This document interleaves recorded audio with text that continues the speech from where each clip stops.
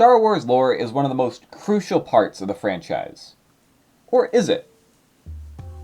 Hello, it is I, Irismart, and when I say Star Wars lore, I mean, the character backstories, the events that happen on the timeline, how stuff works, all that stuff about Star Wars, the stuff we hardcore fans love to talk about and discuss, and just, share our knowledge on. But with how big Star Wars is, it can be kind of a tall order to keep track of all these things. Thankfully, us Star Wars fans are pretty good about this. We have fan pages like Wikipedia. We keep track of the Star Wars lore. So obviously when a new Star Wars thing comes out and something's wrong with the Star Wars lore or contradicts something from previous, we're going to be upset about that. And, of course, there are plenty of examples of Star Wars lore being broken. The first notable one that comes to mind for me, at least, is the discrepancy between canon and EU. When Disney took over Star Wars, they separated the two.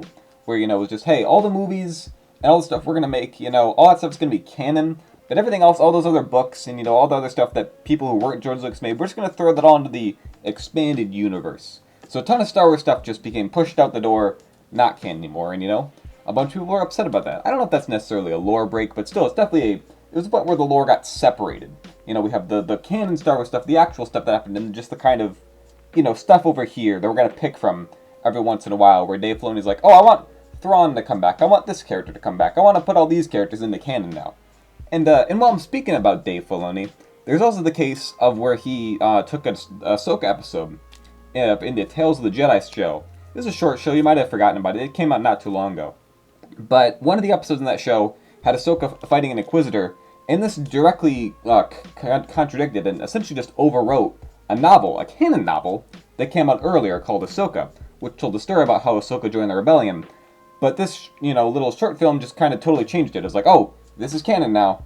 So even Dave Filoni himself has broken Star Wars lore. There are a few more examples of Dave, and obviously a bunch of other, people in Star Wars doing similar stuff like this. But the main thing is, the stuff like this, it upsets fans, When you change something, it can kind of confuse people. It's like, oh, I thought this was the case, but now this is the case. If you change things all the time, it gets a bit confusing. So you understand why, us Star Wars fans get upset when this stuff happens. And this is a big reason why many hardcore Star Wars fans really just have a distaste for the sequel trilogy, and distaste is putting it lightly in most cases. But, a lot of things in the sequel trilogy seem to, break pre-established Star Wars stuff, such as Rey seemingly being able to use the Force with no formal training, or, we have the Holdo maneuver, right? That's what we're going to be talking about in a bit here. And, Palpatine just coming back out of nowhere from the dead. Sure, it's just a lot of things like this seem to come out of nowhere with no good explanation. And that obviously is going to upset a bunch of fans who seem to have, an idea of how stuff works in Star Wars, but then the rug gets pulled out of under them and there's something new now. But the thing I want to point out here is that all of the things I just mentioned actually do have explanations. They're not exactly perfect explanations, they're more like justifications. But, for example, Rey being able to use the Force. Everyone complains about this in The Force Awakens, she can use the Force. But then again, didn't Luke do the exact same thing in A New Hope? I mean, he was never really trained in the Force until he met Yoda, and I guess Obi-Wan talked a little bit about it, but he was able to use the Force to blow up the Death Star. Do you guys remember that scene? I don't know if you remember, it was the scene where, Obi-Wan said, use the Force, Luke, and he used the Force to blow up the Death Star. Hey, future Irismart here. I also just want to say, I don't know if you guys remember, but also, 8-year-old Anakin, who didn't even know what the Force was somehow able to use the Force despite having absolutely no training. But whatever, let's just all complain about Rey, not knowing how to use the Force, of course. But anyway, so I wouldn't say it's exactly a contradiction, but I get some of the points people say about Rey being able to overpower Kylo Ren. I'll give you that.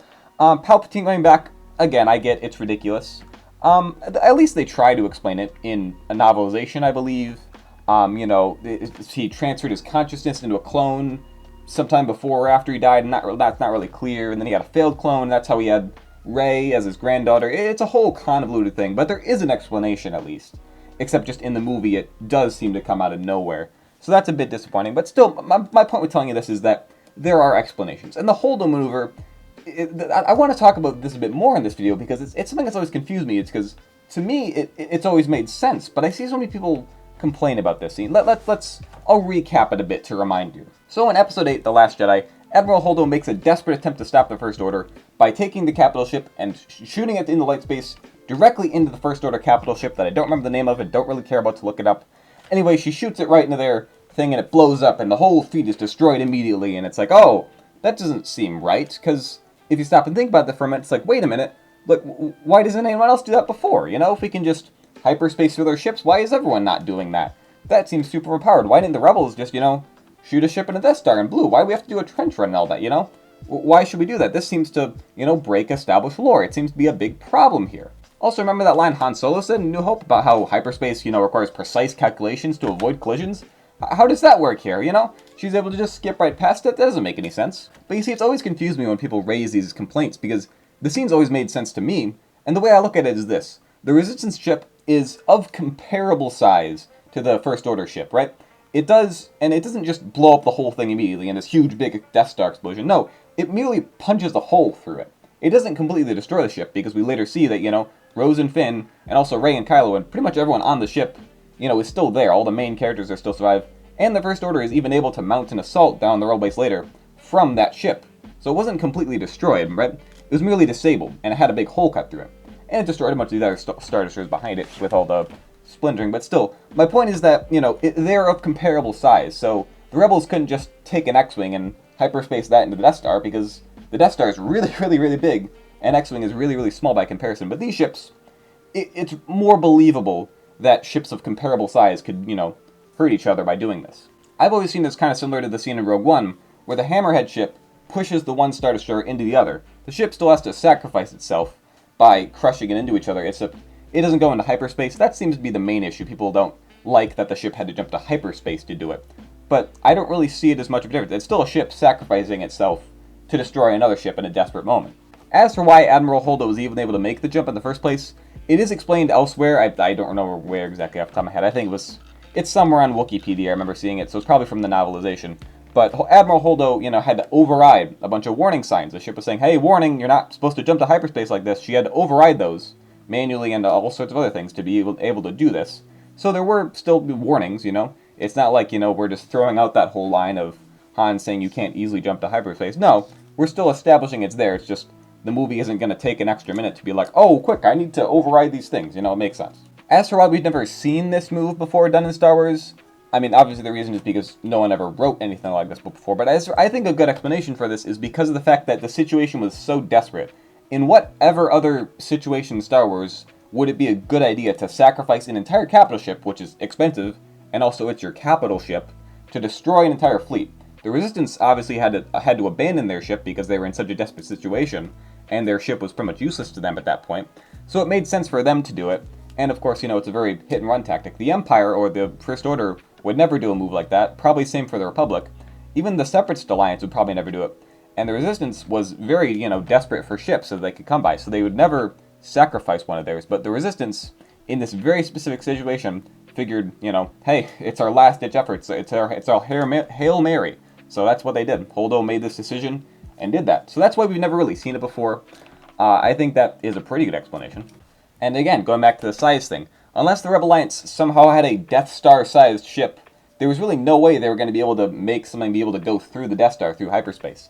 Obviously, it's going fast, but it's still going to stop, The First Order ship definitely stopped the Holdo ship. It's kind of splintered and shattered. It still damaged it, but it didn't destroy the whole thing. Again, key point. So even if the Rebel Alliance, for whatever reason, did throw a capital ship at the Death Star, it would have damaged it, but it wouldn't have destroyed the Death Star. But don't get me wrong, after all this, I do, concede I'm doing a lot of justifying here. I'm doing a lot of, it makes sense, guys. I get I'm doing that. But the main thing is, I kind of wanted to explain all that to show you that I don't really think it matters as much as we think it does. Because when I first saw the scene, I wasn't thinking about the lore. I wasn't thinking, oh, of course, what, hyperspace, and that doesn't make any sense with blah, blah, blah. I wasn't thinking about that. I was thinking, oh my goodness, this scene is so cool. It looks visually amazing. The visual effects are great, and I wish we could get more stuff that looks this quality in Star Wars. And just on top of that, just looking amazing. The scene is great because it culminates all three of the movie's main plot points. Rose and Finn are about to be executed. It's a tense moment. And Rey and Kylo are facing off, pulling apart the lightsaber. Again, tense moment. And of course, the Rebel Alliance, or the Resistance, is trying to escape, and it's a tense moment. Everything is so tension, building up to this moment. And whoosh! Everything goes silent. The whole theater was silent, I remember. It was insane. And then just the boom, and it was a beautiful moment. And I remember this thinking, like, this is such an iconic Star Wars moment. I can't wait to see how everyone's gonna, oh no, everyone hates it. You gotta imagine my disappointment, right? So it's just, I've always loved this scene, but everyone else I've always talked to has always hated it. And I've just been so confused. That's the main thing, is because I'm looking like, guys, are you not see this? And everyone's over here making a mountain out of a molehill. But, oh, this doesn't make sense. Guys, look at this. Look at this cool scene. And I guess, again, what I'm getting at is, I see so many complaints of the sequel trilogy that are like this. Don't get me wrong. There are plenty of valid complaints about the sequel to see. But a lot of the ones I often see are just things about, this is like, oh, I didn't like the writing, or I didn't like the characters. We actually, press these people. These are what they're saying is like, oh, well, it breaks the Star Wars lore. That's what it brings in something new to Star Wars that I don't understand and I don't like it, It introduces force healing or whatever, all this stuff. We've never seen that before. Where did that come from? But it's not like Star Wars was perfectly consistent and, always stayed the same before Disney got it. No, even George Lucas changed Star Wars from time to time.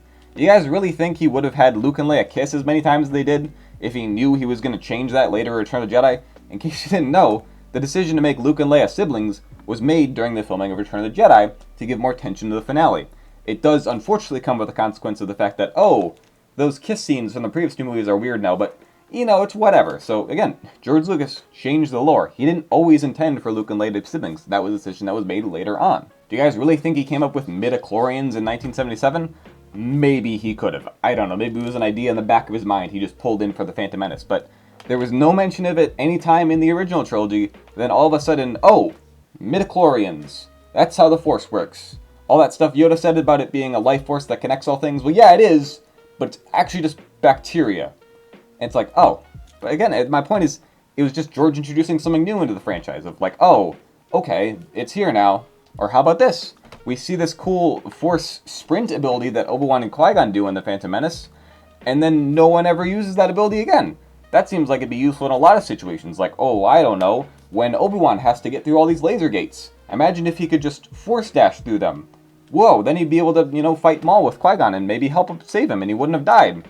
And before someone goes in the comments and says the thing I've seen before, of like, oh, well, they couldn't have used Force speed because that uses up all their energy, and they, then they wouldn't have been able to fight Maul because they would have been depleted on their Force. Okay, come on, man. You're doing the same thing I did earlier with the Holdo maneuver. You're just justifying and, making some explanation, wiggling around.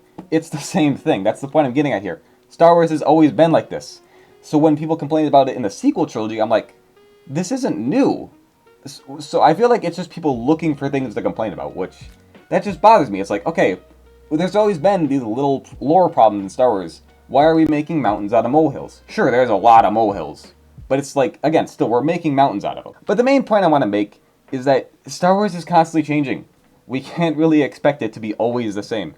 Are we really going to expect the writers to be like, oh, hey, before we make this big decision, we need to check Wikipedia. Like, imagine the writer comes in, hey guys, I got this great idea for a Star Wars scene. This is going to happen, person's going to, swing their lightsaber around and do this, and then they're going to do this really cool move we've never seen before. I think the audience is really, whoa, hold on there, man. Did you just say doing something new? We can't have none of that in Star Wars. We can't have anything new or else the fans will freak out and complain about us changing the lore. Nope. No siree. No new original ideas here in Star Wars. Nope, that's not allowed. We gotta do the same thing. If it didn't happen in the prequels of the original trilogy, nah, you can't do it. Only Force powers that we saw in the original trilogy can happen. Nothing new. You can't have any new ideas. Nothing new under the sun. No, nothing new. Or what else do you want? Do you want George Lucas to come back and sign off on every single decision Disney's going to make? I hate to say it, he's not going to be around forever. He's getting pretty old. And that does make me sad, right? The fact that in a couple years we're probably going to have to watch George Lucas pass away. But again, Star Wars is going to keep going for better or worse. And are we really going to, be like, we got to have, Disney, check every little thing. They can't do anything new. We got to have only the stuff George Lucas said we can do. It's, again, we're going to have to move on. We're going to have to trust that other people are going to be able to make Star Wars content, right? We're just going to have to do that. And again, yes, I know, the sequels are rushed out. They have a lot of problems. But it's just, I feel like so many things when I see people complaining about them, is just looking for more reasons to hate them. Like, I get it. You don't like the sequel trilogy. Do you need to keep bringing up the same stuff over and over? I get it. You don't like the Holdo maneuver. I get it. You don't like what they did with Luke Skywalker. I get it. You don't like they brought Palpatine back. I know. But do you have to keep drilling me every time? Like, oh, this doesn't make any sense in the sequel trilogy. Like, I get it. You guys watch the prequel trilogy and enjoy them for all their flaws. Why can't I enjoy the sequel trilogy for all of its flaws, It's just, it's Star Wars. We're all Star Wars fans here, man. Are we really gonna hark over every little tiny plot detail? That's the thing. I don't enjoy Star Wars because I know everything about Star Wars. I know everything about Star Wars because I enjoy Star Wars. You get what I'm saying here? I love these movies because they're entertaining movies. Because fun stuff happens in them, and occasionally, they have some great, amazing moments. When I watch probably my favorite scene in Star Wars, the scene where Darth Vader sacrifices himself to save his son by killing the Emperor, I'm not thinking, oh, this is Anakin Skywalker turning back to the light side, and so he can fulfill the prophecy. And that's not what I'm thinking. I'm thinking, oh my god, this moment is beautiful. A father who has done so much wrong in his life, doing one good deed. It won't change it. It won't change when he's done. The galaxy will still see him as a monster. But he does one good deed to save his son, and by killing the Emperor. It's a beautiful scene. I don't think about, oh, it's the prophecy. No, I think about the beauty of that scene. And that's the same thing I'm getting at with so many of the scenes in the sequels. I don't think about, oh, this is so terrible, this is so... I'm just thinking, this is entertaining. I enjoy this. That's what Star Wars is. It's entertainment. It's not, I don't know, it's not some sacred, mathematical text or something like that. No, it's Star Wars. Why do we take it so seriously? I don't know. That's just the point I'm getting at, guys. Again, if you take Star Wars lore seriously, I'm not saying you're an idiot. I'm not saying you're bad for doing it. It's just, give us a little leeway for us who just want to enjoy it, man. Give us, just let it go. Just, I don't know. So, yeah, bit of a rant here, but it's just, why do we all gotta be so uppity all the time? Why do I gotta be so uppity all the time? Even I'm like that sometimes. I gotta remind myself to just chill out. It's Star Wars. I like it because it's entertaining. I gotta remind myself of that, so maybe I helped remind you of, that. So, yeah, that's this video. Again, kind of all over the place, but that's my style, man. That's what I do. That's how we do it here on the IR Smart channel. Gonna get more angry comments on this one, but they give me life. I love it when people tell me I'm an idiot online. It just makes my day brighter, really, though. But I get those nice comments, and they make me feel good, too. So, anyway, thank you all for watching. You guys are so cool. We've had a lot of growth lately. Yeah, it's been really good. So, I'm going to keep making videos. I enjoy making videos. So, bye, everybody.